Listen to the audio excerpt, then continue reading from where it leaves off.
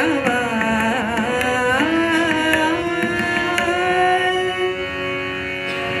तू मृगयेला जा, 3 श्वापद तू त्यांची पारद कर, म्हणजे तुझा हा दुष्ट स्वप्नाचा दोष निघून जाईल. त्याप्रमाणे दशरथ राजा वनामध्ये गेलाय, पण दिवसभरामध्ये सावज सापडलं नाहीये. रात्रीच्या वेळी तरी पाणी प्यायला एखादं श्वापद येईल आणि शब्दवेधी असणारा हा राजा एका झाडावर बसलाय.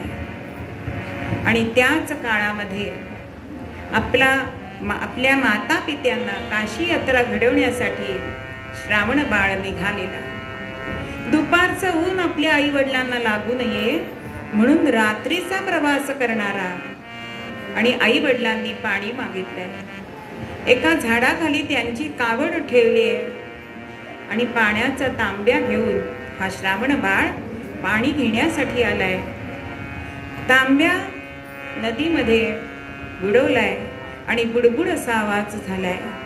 शब्दवेधी असणारा दशरथ राजा ताबडतोब त्या आवाजाच्या दिशेने बाण मारतोय आणि आई ग अशी कुंकाळी कानावर आली.